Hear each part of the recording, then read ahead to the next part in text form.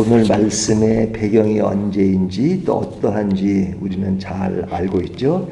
이것이 지금으로부터 언제 때의 이야기입니까? 우리가 예수님이 오신 때를 BC와 AD로 구분하니까 이제 대략 2000년이 넘었죠. 그리고 이제 예수님부터 이제 구약으로 넘어가서 그냥 다윗 때까지를 1000년으로 잡잖아요. 그러면 다윗 때부터 이야기를 따지면 3000년. 근데 그로부터 더 앞으로 1000년이 가면 누구의 이야기예요? 아브라함의 이야기죠. 그래서 지금은 이제 아브라함 이후에 모세 때 이야기니까 한 이스라엘 백성들이 이제 애굽에서 400년 종살이를 했고 이 종살이를 했던 사람들이 이제 나온 이야기니까 대략 한 3500년 전 이야기입니다. 그러니까 오늘 본문의 이야기가 지금으로부터 한 3500년 전 이야기니까 이 몇 년 전이라고 따져보니까 굉장히 오랜 전 이야기죠. 그리고 그 당시에 어떤 사람들이 사는 그 문화가 어떤 것인지 우리가 역사를 통해서 대략 알 수 있잖아요. 근데 이때가 이제 이스라엘 백성들이 애굽으로부터 나와서 아직 가나안 땅에 들어가기 전, 그러니까 가나안 땅을 바로 앞에 두고 있는 겁니다. 그리고 이제 광야 생활 40년을 했는데 그 생활 중에서도 1세대들은 거의 죽고 2세대들을 이제 바라보면서 그들이 가나안 땅에 들어갔을 때 너희들이 어떻게 살아야 하는가 하는 문제를 다루고 있잖아요. 그러면 사람이 산다는 것은 한 사람이 사는 것이 아니라 공동체로서, 이제 국가로서 사는 거죠. 그러면 개인도 중요하고 또 개인 전체를 이루고 있는 그 공동체를 어떻게 이끌어 가야 되느냐 하는 것이 중요하잖아요. 그러니까 개인도 중요하고 그 전체를 이루는 공동체도 중요합니다. 그렇다면 개인도 그 인권과 또 존중성이 보장되어야 되고 그러면서도 또 한 국가를 질서 있게 유지하는 것이 중요하잖아요. 그래서 이 두 가지를 균형 있게 한다는 것이 사실은 쉬운 일이 아닙니다. 근데 이제 이 이야기가 언제 때 이야기냐? 처음 시작할 때 말씀드린 것처럼 지금으로부터 한 3500년 전의 이야기라고 말씀을 드렸습니다. 근데 그 가나안 땅은 하나님이 이스라엘 백성들에게 주신 것이고 그 땅이 어떻게 살아야 되느냐? 그 땅에서 하나님이 주신 법도와 하나님이 주신 땅으로서 잘 살기를 원하시는 거죠. 개인의 인격이 존중되고 그러면서도 이 공동체가 하나님 안에서 정직하고 진실하게 살아가기를 하나님은 원하시는 겁니다. 그러니까 그렇게 진실되고 질서 있고 그러려면 뭐를 많이 흘리지 말아야 돼요? 피를 많이 흘리지 말아야죠. 예? 뭐 다쳐가지고 피 흘리는 그런 게 아니라 살인이라든지 서로를 죽인다든지 또 막 전쟁이 일어난다든지 그런 것이 없이 평화롭게 사는 것, 그것이 하나님이 원하는 삶이 아니겠습니까? 그런데 이제 오늘 본문에 보면 그러한 그 잘 사는 그런 나라 안에서 이루어지는 그 이야기들을 하고 있습니다. 근데 그 이야기의 핵심은 뭐냐? 개인이 중요하다는 겁니다. 한 개인이. 그러면서 공동체 전체를 유지하는 것이 중요하다라고 이야기하는 것인데 그 첫 번째로 나오는 이야기가 살인에 관한 문제입니다. 살인. 근데 그 살인이 어떻게 이루어졌느냐? 범인을 알 수 없는 사건이 벌어진 겁니다. 저희가 이제 1절부터 9절까지 읽었는데요. 거기 보면 한 사람이 이제 들에서 죽었어요. 근데 누가 죽였는지는 몰라요. 오늘날 같으면 예전보다 쉽게 발견될 가능성이 많죠. 지금 우리가 이제 택배에 보면 물건들 안 가져간다 그러는데 안 가져가는 요인은 사람들이 이제 잘 살기도 하고 정직해진 부분도 있지만 CCTV라는 게 있어가지고 그거 가져갔다가는 발각될 확률이 많잖아요.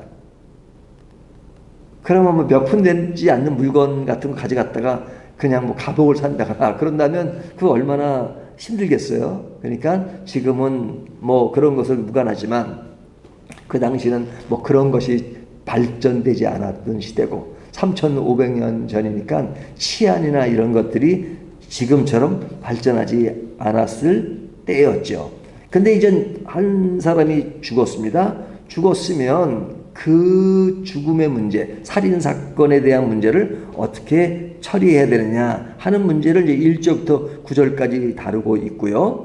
그 다음에 두 번째 이야기는 이제 전쟁을 하면 이제 포로의 아내를 데려오잖아요. 뭐 그들의 가진 물건도 가져오지만 남자들은 대부분 죽이고 그 아내를 가져왔을 때 그 여자가 엄청 예뻐요. 그러니까 그것을 잡은 사람이 그를 아내로 삼았을 때 어떠해야 되는가 하는 그 이야기를 하고 있고, 또 그 다음 이야기 15절부터 18절까지는 이제 한 남자가 사랑하는 아내가 있습니다. 그 당시는 일부 다처제로 아내들이 많았잖아요. 근데 그 아내들이 이제 애를 낳았어요. 근데 자기가 진짜 사랑하고 뭐 같은 부부라도 그런 여자가 있었고 좀 밉지만 아내로 사는 사람이 있었는데, 근데 이제 미운 그 아내에서 난 아들이 장자예요. 먼저 낳았어요.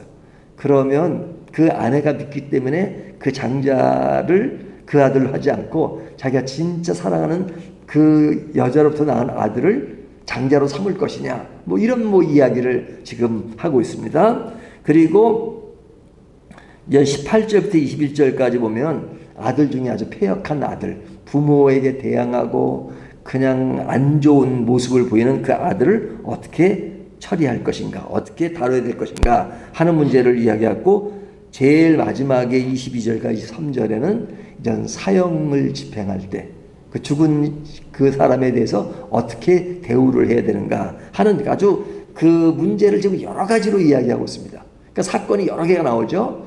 여러 개가 나오지만 그러나 이 사건 전체에 공통점이 있습니다. 그 공통점이 뭐냐? 개인이 중요하다는 거예요. 개인. 하지만 공동체 전체를 이끌어가는 질서가 필요하다. 그래서 개인과 공동체의 균형을 어떻게 맞춰야 될 것인가. 그러니까 공동체가 중요하다고 해서 개인을 무시해도 안 되고, 또 개인이 중요하다고 해서 공동체를 나몰라라 해서는 안 되는 그런 어떤 상호작용, 이런 것들을 이야기합니다. 그 예를 지금 하나하나 들어본다면요. 먼저 처음에 나왔던 그 범인을 알 수 없는 살인사건이 나타나잖아요. 근데 이제 범인은 알 수 없으니까 죽은 시체만 발견이 된 겁니다. 그러면 그것을 어떻게 해야 되느냐. 여기 보면 제일 먼저 피살된 시체가 들에 엎드러진 것을 발견하고 그 쳐 죽인 자가 누구인지 알지 못하거든. 1절이죠. 그럼 어떻게 해요? 2절. 너희의 장로들과 재판장들은 나가서 그 피살된 곳에 사방에 있는 성읍의 원근을 잴 것이며, 여기 보면 장로들과 재판장들이 나가요. 그 어떤 그 죽은 그 사람을 이제 보며 나가는 겁니다. 그리고 그 사람이 피살된 곳이 어디냐를 따집니다. 그 피살된 곳이 어디냐? 그곳에서 제일 가까운 것을 이제 그 지방이 그 지역에 있는 사람이 그 사건을 담당하라 하는 겁니다. 그러니까 뭐 우리나라로 말하면 부산에서 일어났으면 부산에 있는 뭐 요즘 지방자치제가 잘 돼 있잖아요. 그러니까 부산에서 그걸 다루라 이거죠. 또 부산 중에서도 뭐 부산 진구, 그러면 부산 진구에서 그 사건을 다루라. 그러면 거기에 장들이 있을 거 아닙니까? 그 장들이 여기 보면 3절, 그 피살된 곳에서 제일 가까운 성읍의 장로들이 그 성읍에서 아직 부리지 아니하고 멍에를 매지한 암송아지를 취하여, 그러죠. 그러니까 여기에 암송아지를 취하기 전에 이제 그 당시에 그런 장로들, 재판장, 그 다음에 그 사람들이 나오는 겁니다. 그러면 이 사람들의 역할이라고 하는 것은 굉장히 큰 일이었어요. 하지만 그 한 사람의 죽음의 사건에 대해서 뭐 그것은 그냥 몇 사람만 취급하는 것이 아니라 그 전체를 관할하는 그 사람들이 나와서 그 사건을 어떻게 처리해야 되는가 하는 문제를 처리하도록 만든 겁니다. 그러니까 한 사람의 죽음에 대해서 아주 공동체 큰 장들이 모인다는 것은 한 사람의 사건을 가볍게 취급하지 않고 있다는 것이요. 굉장히 중요하게 취급하고 있다는 겁니다. 그리고 골짜기에서 멍에를 매지하는 암송아지를 잡습니다. 예? 그 암송아지를 잡는 것. 이것은 뭐냐면 그 당시에 그 문제가 피 흘리는 사건에 대해서 지금 범인은 누군지를 몰라요. 그러니까 이젠 그런 사건이 일어나서는 안 된다는 그런 그 모습을 보여주고 있죠. 그것이 암송아지를 잡는 겁니다. 그러니까 암송아지를 잡는 것은 여러 의미가 있지만 그 범인을 지금 잡으면 바로 이와 같이 암송아지가 죽는 것처럼 목을 꺾는 그런 일들이 일어나야 된다. 그러니까 이 일에 대해서 분명히 해야 된다는 것을 강조하죠. 그러면서 이것이 어디서 이루어져요? 골짜기에서. 왜? 이런 일들이 대중화되고 또 많은 사람들에게 알려져서 선후배 안에서 이루어지는, 그래서 그런 나라의 어떤 안 좋은 일들이 그들에게 너무 많이 알려지고 그런 것보다는 전체가 평화를 유지해야 되는데 그런 것들이, 이런 것은 눈에 띄지 않는 모습에 처리해 나가는 그런 것들을 보면 이 가나안 땅이 하나님 주신 땅으로서 평화가 유지된다 하는 것을 기본 전제로 하고 있는 겁니다. 그리고 나서 이전 5절에 보면 레위 자손 제사장들도 그리로 갈지니, 그러면 레위 자손들이 그런 사건을 다루기 위해서 간다면 그들은 매일 제사 드리는 일을 하는데 그 시간 동안은 제사를 못 드리잖아요. 제사를 드리지 못하는 일이 있다 할지라도 그 사건을 경히 여기지 않고 중요하게 여기고 그 사건을 처리하라는 겁니다. 레위 지파의 사람도. 그러니까 그 3,500년 전에 한 사람 죽음 정도에 그냥 뭐 별로 중요하지 않게 생각하는 그때에 이런 말씀이 주어지고 이런 제도가 있다는 것은 엄청난 거죠. 엄청난 거죠. 한 사람을 위한 공동체의 대응이 결코 가볍지 않았어요. 이것을 보면 참 이게 성경이 이루어지는 그 하나님의 어떤 법도라든지 이런 것은 사실은 지금 우리가 보면 아무것도 아닌 것처럼 보일 수 있지만 그 시대적인 상황으로 보면 굉장히 아주 시대를 앞서가 있는 그런 모습을 보여주고 있죠. 그러니까 그 이야기의 핵심이 뭐냐면 한 사람의 억울한 죽음이 될 수 있죠. 근데 이제 그 죽인 사람은 우연에 의해서 부지중에 죽일 수도 있죠. 그래서 그 사람은 아마 도피성으로 갔을런지도 모르죠. 하지만 그런 문제를 종합적으로 생각하고 한 사람의 죽음을 그 전체가 나타나서 이렇게 생각해서 이루어진다는 것은 굉장히 큰 일이라는 것을 볼 수 있습니다. 두 번째 이야기는 이제 포로의 아내를 잡아왔을 때 그 포로의 아내를 그냥 임시로 쓰다가 버리고 그럴 수가 없다. 그 애들이 아내로 받았으면 그가 포로로 왔다가 아내가 됐으니까 그런 그 마음의 충격 같은 것이 있을 수 있잖아요. 그런 충격 같은 것들을 정화시킬 수 있는 그 기간을 주고 마음 정리를 할 수 있는 기간을 주고 그리고 나중에 결코 그를 버려서는 안 되고 버리는 것이 아니라 만약에 헤어지게 된다면 이혼 증서를 줘서 그의 어떤 인권을 존중하는 그런 이야기를 하고 있습니다. 장자에 대해서도 마찬가지입니다. 내가 미운 아내에서 낳은 아들이라고 해서 그에게 장자권을 포기하도록 하지 말라. 정식대로 그가 처음 태어났으면 장자권을 줘라 하는 그런 이야기입니다. 그러면서 그 다음 이야기는 뭐냐면 폐역한 아들, 늘 술이나 마시고 뭐 그런 아들이 있으면 그런 아들에 대해서 냉정합니다. 그냥 바깥에 데려가서 동네 사람이 그를 죽이게 하라. 이런 얘기는 아주 끔찍하죠. 오늘날 있을 수가 없는 이야기잖아요. 그만큼 어떤 한 사람을 보호하고 한 사람을 살리기 위해서 살리는 게 아니라 그것을 제도를 그런 일이 일어나지 않도록 여러 사람이 달리지만 한 자녀가 부모를 공경하지 않고 그리고 술에 쩔어서 하는 그런 술 얘기가 나오잖아요.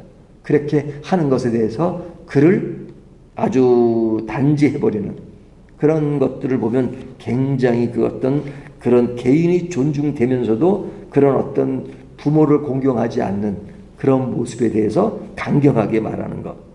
그리고 제일 마지막에 사형수에 대해서 비록 그가 죽은 사람이 되었지만 그 죽은 시신을 함부로 대하지 마라 하는 것이 오늘 본문의 마지막 이야기입니다. 그러니까 오늘 본문에 나오는 이야기들을 보면 뭐예요? 그런 3,500년 전에 어떤 개인적인 인권이나 이런 것이 약화되었던 시대지만 그러나 그런 사람들을 이런 율법의 귤에 의해서 결코 가볍게 여기지 말라. 이 본문의 이야기는 사실은 10계명, 6계명인 살인하지 말라 하는 그 계명을 확대시킨 것인데 그 살인하지 말라는 그 말 속에 포함된 그 많은 어떤 개인의 존중 이런 것들이 서려 있는 것이죠. 자, 그렇다면 오늘날은 우리는 뭐 이런 시대를 뛰어넘은 시대에 살고 있지만 우리들의 어떤 공동체나 그런 우리들의 삶의 영역 속에 어떤 개인이 얼마나 중요한가. 오늘날은 또 너무 이 민주주의가 발달하다 보니까 다수의 힘이 지배할 때가 많잖아요. 그러니까 다수의 힘이 지배하면 또 개인이 약화될 때가 있단 말이죠. 개인이 약화되면 결코 안 된다. 뭐 개인을 중시하는 그런 것들을 뭐 예를 들면 한없이 예를 들 수가 있죠. 하지만 뭐 지금 시간이 얼마 안 남았으니까 우리가 어떤 개인들은 진짜 단체를 위하지만 개인 한 사람이 한 사람도 존중해야 된다 하는 것. 이것이 뭐냐? 하나님이 주신 가나안 땅에서 이루어지는 일들입니다. 그러니까 하나님이 주시는 가나안 땅은 기업으로 주신 땅인데 그 기업은 뭐 구원받은 백성들 또 애굽으로부터 해방된 그런 정도로만 얘기하는 것이나 그렇게 해방된 하나님의 영역 속에 들어온 사람은 삶의 영역 속에 있어서도 또 신앙의 영역 속에서도 우리들의 일상생활에 이루어지는 그런 것들을 결코 가볍게 여기지 않는다. 개인을 존중하고 그리고 공동체를 아름답게 이뤄가는 것은 하나님이 원하시는 겁니다. 이 세상이 완전하신 땅이 아니지만 그러니까 완전하지 않아서 대충 살다가 그냥 천국 가면 된다 이러지 않죠. 우리가 지니는 이 땅은 평화를 절대적으로 유지하기가 쉽지 않습니다. 인간이 악하기 때문에. 하지만 그런 것을 우리들에게 주어진 이 땅에서 우리는 그것이 전적으로 불가능하기 때문에 그냥 뭐 무시하고 살라는 것이 아니라 우리가 할 수 있는 만큼 최선을 다해서 개인을 존중하고 공동체를 아름답게 이끌어가는 평화를 유지하는 것이 얼마나 중요한 것인가. 그러니까 오늘날 시대는 우리가 어떨 때는 할 말은 해야 되고 그리고 사랑으로 껴안을 땐 껴안아야 되고 그러면서 어떤 냉정하게 또 어떤 규정을 지켜야 될 때는 또 냉정해야 되고 하는 어떤 이런 균형 이런 것들을 이야기하잖아요. 그러니까 개인과 공동체의 균형 그런 사람들을 껴안는 그런 배려의 문제와 그러면서 냉혹하게 법의 질서를 지켜야 되는 그런 것들을 잘 균형 있게 해 나간다는 것이 얼마나 중요한가. 이것이 어디서 이루어져야 되냐? 하나님의 영역 안에서 이루어져야 된다 하는 것을 말씀해 주고 있습니다. 그런 것에 우리는 어떤 자세를 취하느냐. 어떤 사람은 너무 신앙이 좋다 보니까 그런 것은 또 무시해요. 또 어떤 사람은 신앙보다는 그런 것만 익숙하다 보니까 또 신앙 자체는 그냥 또 별개의 문제로 생각하는 경우가 있습니다. 우리의 신앙은 이런 것이 별개의 문제가 아니라 서로 하나된 문제라는 것을 다시 한번 생각하며 그런 삶을 살아가는 저와 여러분이 되시기를 주님의 이름으로 축원합니다.